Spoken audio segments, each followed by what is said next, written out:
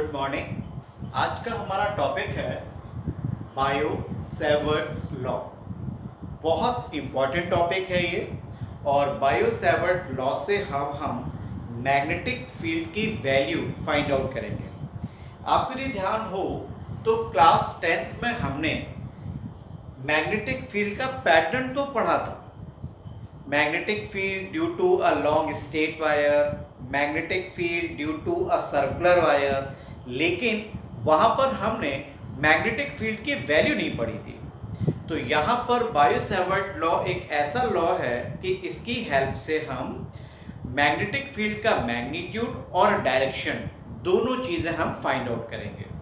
तो आज हम पढ़ते हैं बायो सेवर्ट्स लॉ।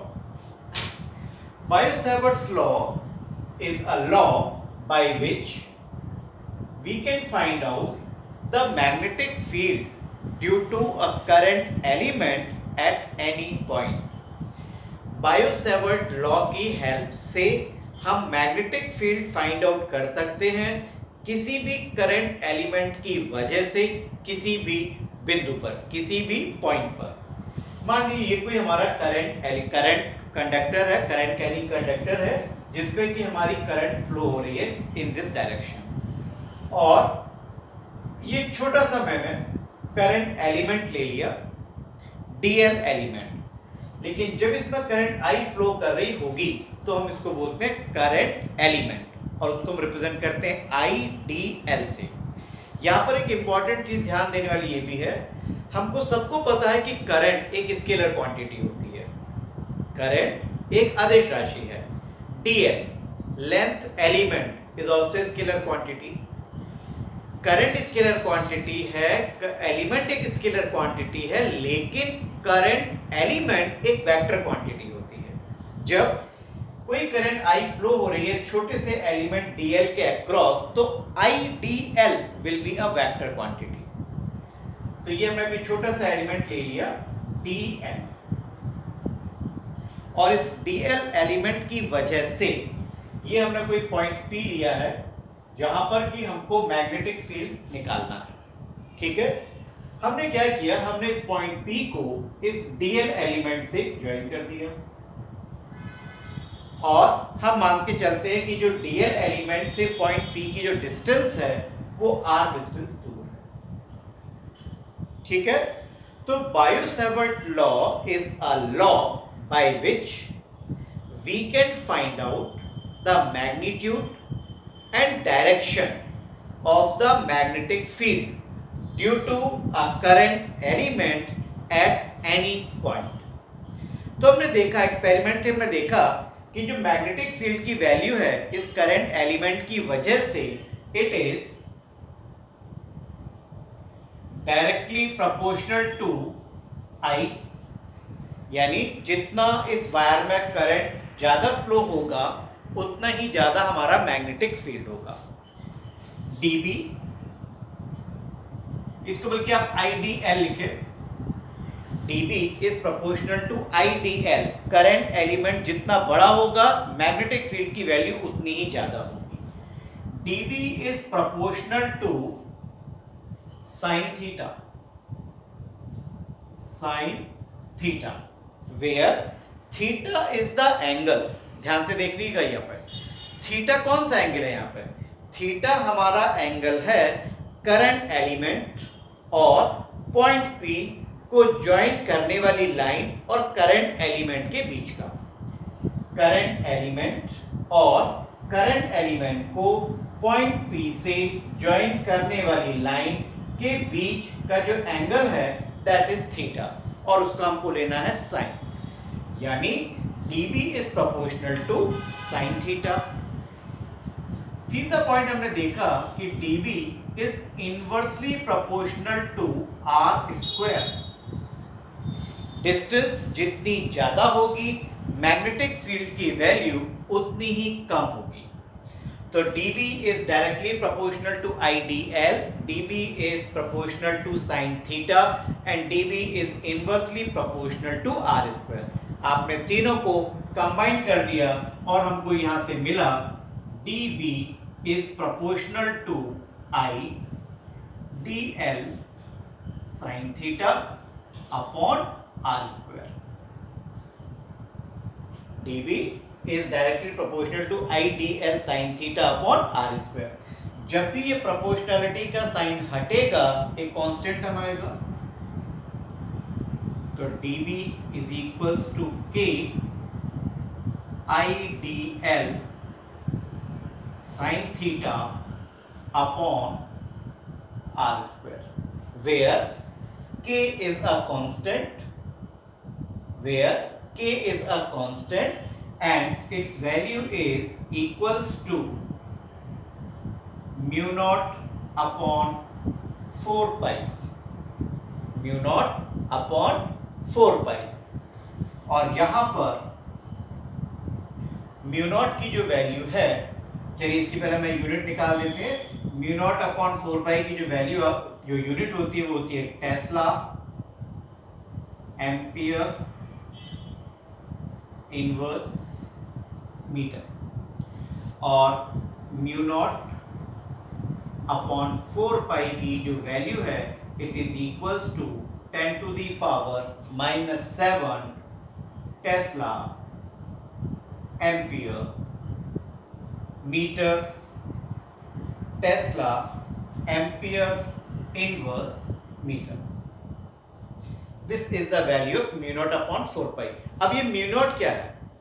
जिस तरीके से हमने इलेक्ट्रोस्टैट्स में एप्सिलॉन नॉट पढ़ा था और हमने बोला था epsilon not is the permittivity of free space, epsilon not is the permittivity of free space.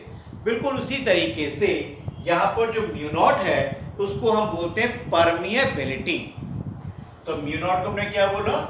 Mu naught is known as permeability, permeability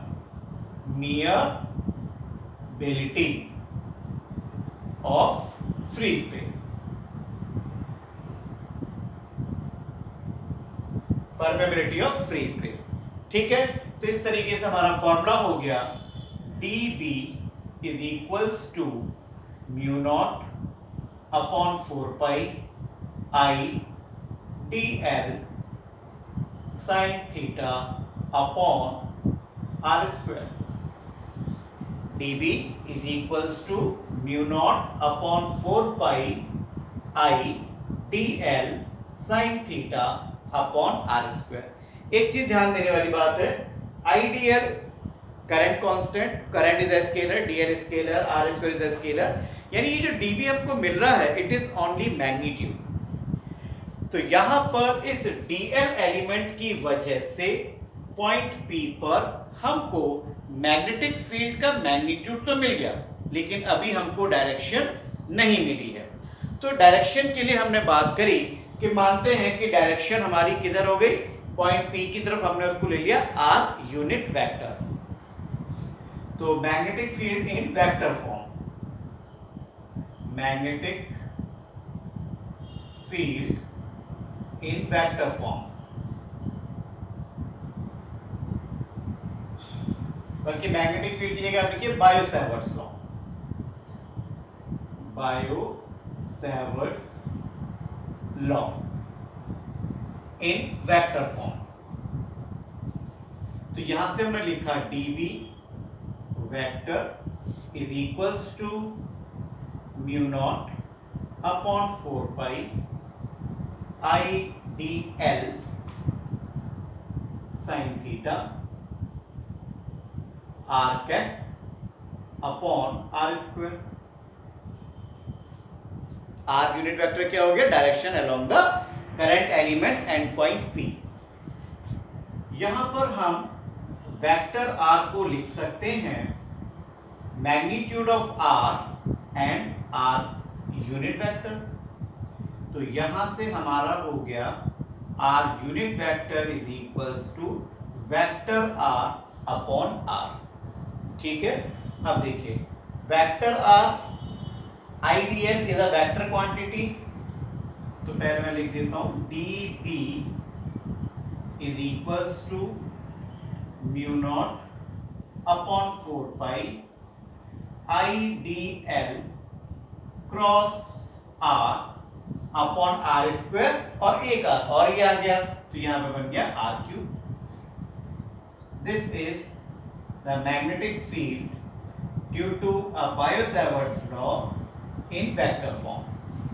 अब मैग्नेटिक फील्ड की डायरेक्शन किधर होगी? The direction of magnetic field is perpendicular to the plane in which vector IDL and vector R line.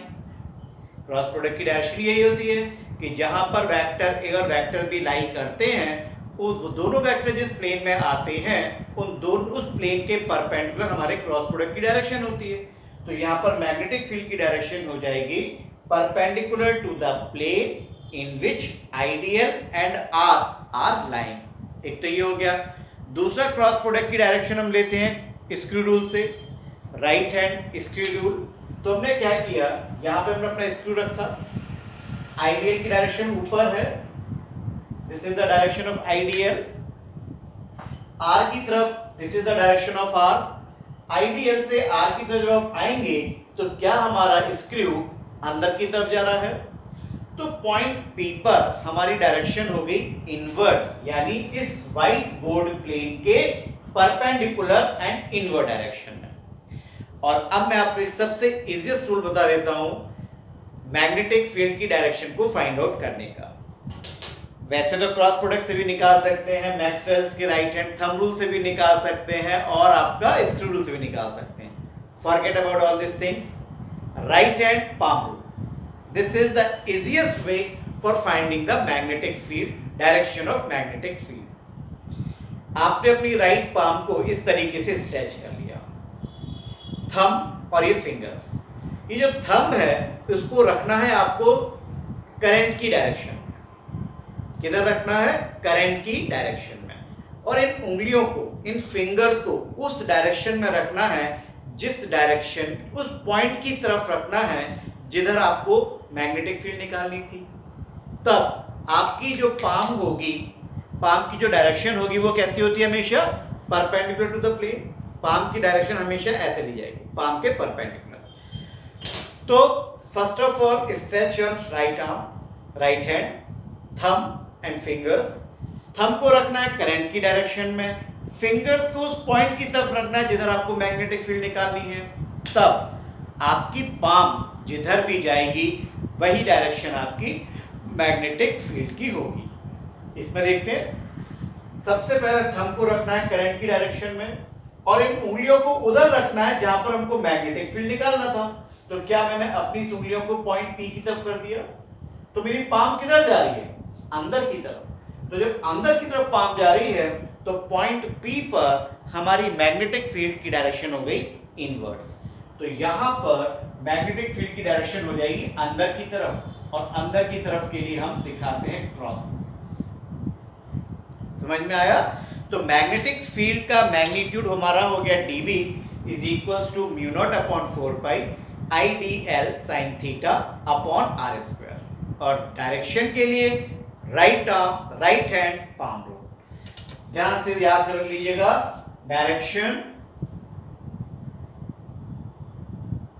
Direction के लिए आपको right hand,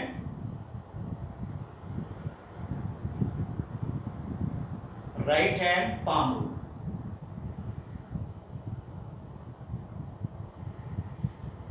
right hand palm rule. Right hand palm rule क्या कहता है? Stretch your right hand in such a way that the thumb is in the direction of electric current and the fingers are pointing towards the point where you have to find out the magnetic field. Then your palm will give the direction of magnetic field, right? Okay.